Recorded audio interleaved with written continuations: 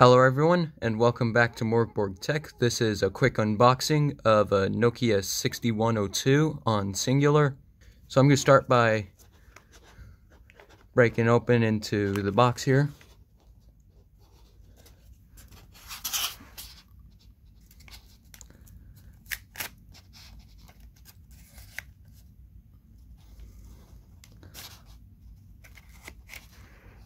Alright.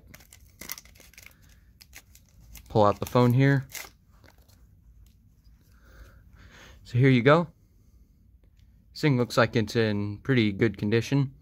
Screen's a little scuffed, but otherwise it's in pretty good condition. Should have a battery, and yes it does. Might not be charged, so we'll see about that. The BL4C. So let's just give it a quick test, see if it turns on. And yes, it does. So I'm going to have to dig up a SIM card for this thing.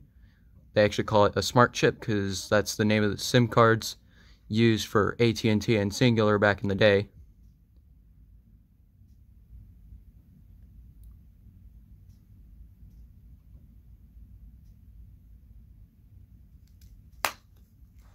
I hope you enjoyed this video. If you did, leave a like, comment, and subscribe to the channel. And as always, peace.